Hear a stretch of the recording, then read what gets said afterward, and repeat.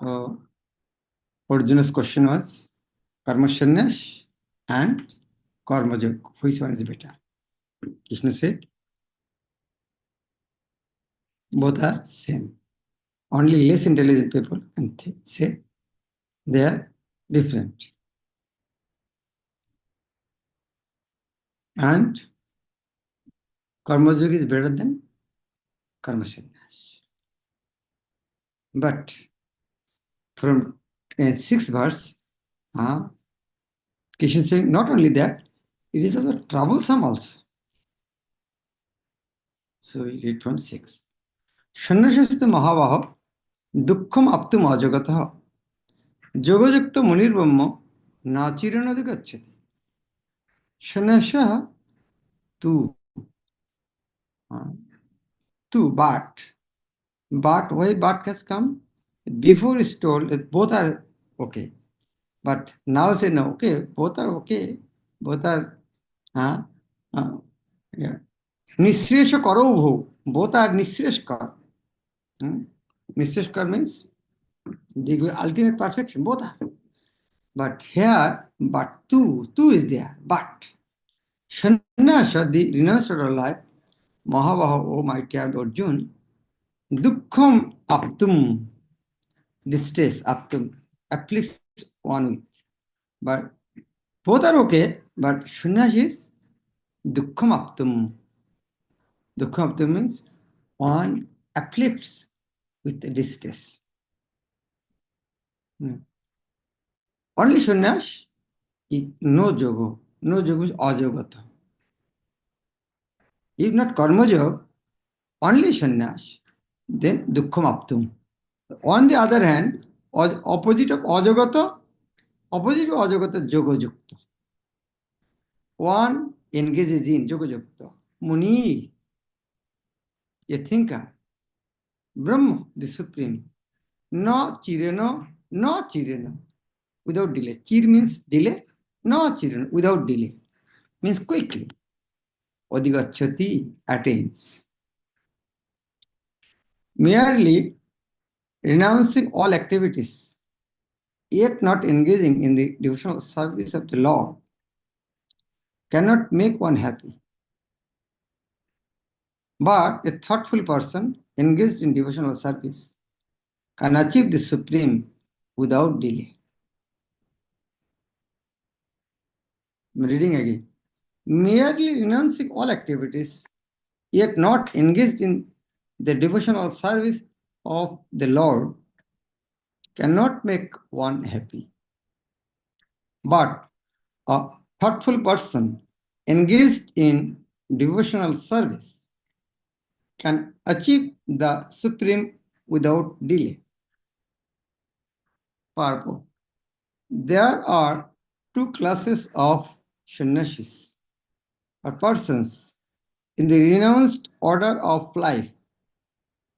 The Mayavadi sannyasis are engaged in the study of Shankha philosophy, whereas the Vaishnava sannyasis are engaged in the study of Bhagavatam philosophy, which affords the proper commentary on the Vedanta Sutras. The Mayavadi sannyasis also study the Vedanta Sutras, but use their own commentary called Shankha Bhashya. Called Sharirak Bhashya. The Vedanta Sutra of Mayavadi is called Sharirak Bhashya, written by Shankaracharya. Please remember this word. The Vedanta Sutra commentary written by Shankaracharya is called Sharirak Bhashya. Or we actually call this Mayavad Bhashya, or another external, this one. The students of the Bhagavad school are engaged in the devotional service of the Lord according to Pancharatriki regulations, and therefore the Vaishnava sannyasis have multiple engagements in the transcendental service of the Lord. The Vaishnava sannyasis have nothing to do with material activities, and yet they perform various activities in their devotional service to the Lord. But the Mayavadi sannyasis engaged in the studies of Sankhya and Vedanta and speculation. I'm reading it. But the Mayavadi sannyasis engaged in the studies of Sankhya and Vedanta and speculation cannot relish the transcendental service of the Lord. The Mayavadis do these three things. They study Sankhya, they study Vedanta, and after reading, they speculate. And through speculation, cannot relish the transcendental service of the Lord. As they are thinking Lord is impersonal, there is no question of service. That is why they are bereft of the joy of service. Yes, there is joy of service also. Like mother gets pleasure by serving her child. Because the Mayavadis studies become very tedious. They sometimes become tired of Brahman speculation. And thus, they take shelter of the Bhagavatam without proper understanding. Consequently, their study of the Srimad Bhagavatam becomes troublesome. Dry speculations and impersonal interpretations by artificial means are all useless for the Mayavadi sannyasis. The Vaishnava sannyasis who are engaged in devotional service are happy in the discharge of their transcendental duties.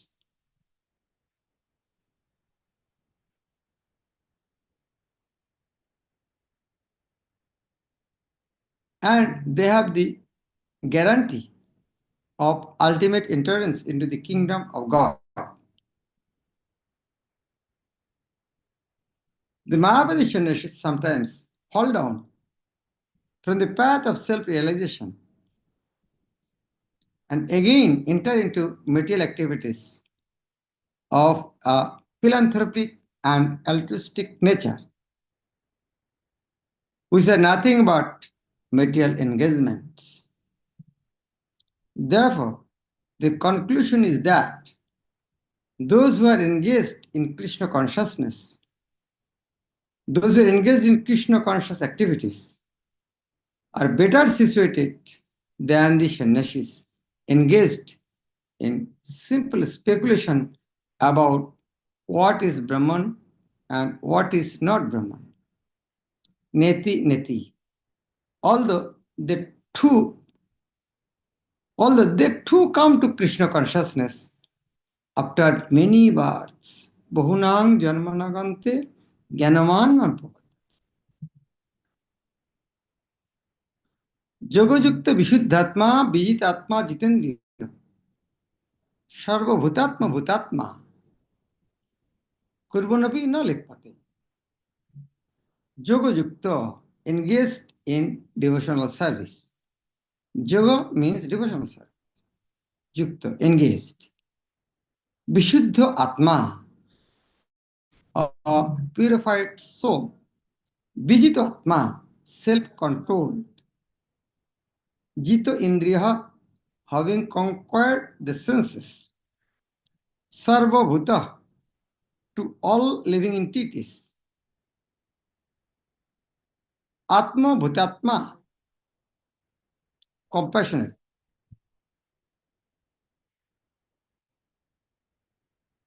Atma Bhuto Atma, compassionate. He feels as he's suffering, as I'm suffering, he may also suffer. That is why he is compassionate. Kurvanapi, all the engaged in work, no, never. Lipate, entangled. One who works in devotion, who is a pure soul, and who controls his mind and senses, is dear to everyone. And everyone is dear to him. Though always working, such a man is never entangled. One who is on the path of liberation by Krishna consciousness is very dear to every living beings, and every living being is dear to him. This is due to his Krishna consciousness. Such a person cannot think of any living being as separate from Krishna. Just as the leaves and branches of a tree are not separate from the tree, he knows very well that by pouring water on the root of the tree, the water will be distributed to all the leaves and branches, or by supplying food to the stomach, the energy is automatically distributed throughout the body. Because one who works in Krishna consciousness is servant to all. He is very dear to everyone. And because everyone is satisfied by his work, he is pure in consciousness. Because he is pure in consciousness, his mind is completely controlled.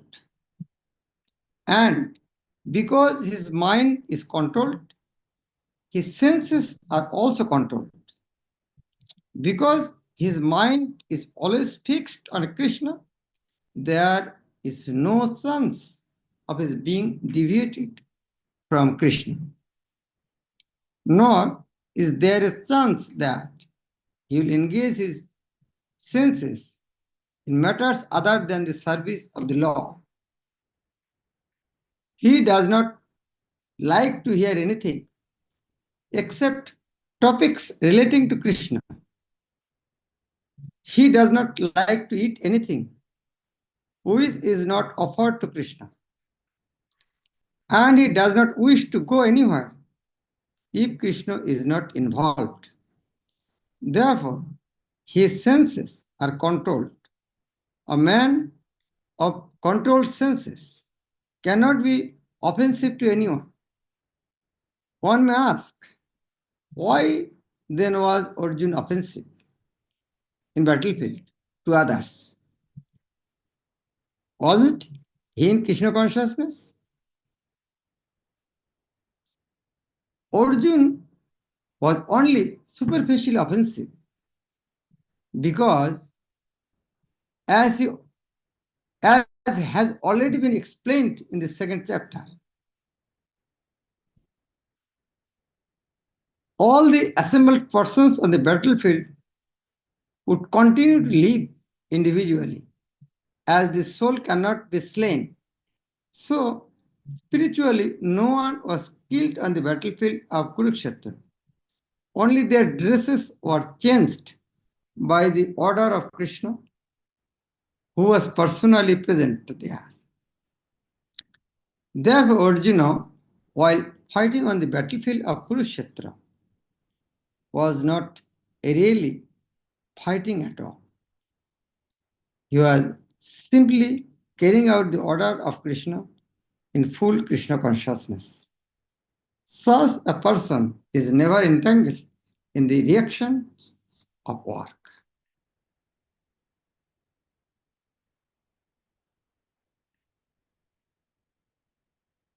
Now, how it is possible practically? Next 8 and 9 verses. Naiva kinchit karomiti yukta manyata tattvavid pasyan srinan sprishan Jigran, Ashnan, Gachan, Shapan, Shasan. Pralapan, Visrijan, Grinnan, Unmission, Nimishan. All these things. His Yukta position, Srinnan, Expression, Jigran, Ashnan, Gachan, Shapan, Shasan, Pralapan, Visrijan, Grinnan, Unmission, Nimishan. Indian Teshu Bartanto iti dhara. Very nice. No, never, ever, certainly, kinchit, anything. Karomi, I do, iti das. Yukta, engaged in the divine consciousness. Mannati, thinks, tattvavid, one who knows the truth. So, tattvavid, one who knows the truth, he thinks that, no eva karomiti, I am not doing anything. No eva kinchit karmiti. I am not doing anything. Iti. That way, Mannate thinks. Who? The Tattvavid. Wow. How is possible? He is not seeing, he is not hearing, he is not eating, he is not doing. A Krishnavas devotee is not sleeping, he is not talking, he is not singing. But here says no. He thinks, no evo kinchit karmiti. No, I don't do anything. Wow. How you can digest this one? Now, Pashan, seeing, he's seeing also. Srinan, hearing also. How? We can say not. Answer will be last. Sprishan, touching. Jigran, gran. Jigran, gran means smelling. Gran, jigran. Ashnan, ashnati means eating. Ashnan. Gachan, going. Shapan, doing. Shashan, breathing. Pralapan, talking. Visrijan, giving up. Grinnan, accepting. Unmishan, opening. Nimishan, closing. Nimesh, closing it to eyelid. Nimishan, closing. Opi, in spite of. They are doing all these things. They are touching, smelling, eating, going, dreaming, breathing, talking, giving up, accepting, opening eyes, nose, and closing also. Though Opi, in spite of they are not doing. Why? Because they are thinking, Indriyani, the senses, Indriya Artheshu, in sense gratification, Bartate. Let them to be so engaged, itidas, dharayan, considering. A person in the divine consciousness, although engaged in seeing, hearing, touching, smelling, eating, moving about, sleeping, and breathing, always knows himself, always knows within himself that he actually does nothing at all. Because while speaking, evacuating, receiving, or opening or closing his eyes, he always knows that only the material senses are engaged with their objects and that he is aloof from them. A person in Krishna consciousness is pure in his existence, and consequently, he has nothing to do with any work which depends upon five immediate and remote causes: the doer, the work, the situation, the endeavor, and fortune. This is because he is engaged in the loving transcendental service of Krishna. Although he appears to be acting with the body and senses, he is always conscious of his actual position, which is spiritual engagement. And material consciousness the senses are engaged in sense gratification. But in Krishna consciousness, the senses are engaged in the satisfaction of Krishna's senses. Therefore, the Krishna conscious person is always free, even though he appears to be engaged in affairs of the senses. Activities such as seeing and hearing are actions of the senses meant for receiving knowledge, whereas moving, speaking, evaporating, etc. are action of the senses meant for work. So all the activities are two types. One is sense acquiring knowledge, knowledge acquiring senses, and work performing senses, karmendriya, gyanendriya. Introvert. A Krishna conscious person is never affected by the actions of the senses. He cannot perform any act except in the service of the Lord, because he knows that he is the eternal servitor of the Lord. So last word, so nice, huh? I think you have noticed that. Last word is very nice. Why is not doing anything? Because he's not anything. What master, whatever is telling, he is doing that. So if you're obedient servant of a master, whatever you're doing is only for his pleasure. So you are not doing anything. He's telling us drive the car, you're driving. He's telling clean the room, you are doing that. So you are not doing. You are just following the instruction of the master. In the same way, when one becomes Krishna's conscious, that I am the servant of Krishna. I am sleeping because Krishna wants. I am eating because Krishna wants. I am smelling because Krishna wants. So I am not doing anything. I am taking salary because my boss wants. So when a devotee clearly understood, I am the servant of Krishna, my whole activity only for the pleasure of Krishna. That means he is not doing anything. A work performing senses, knowledge acquiring senses, they are doing their activity. But I am engaged in my master Krishna's service.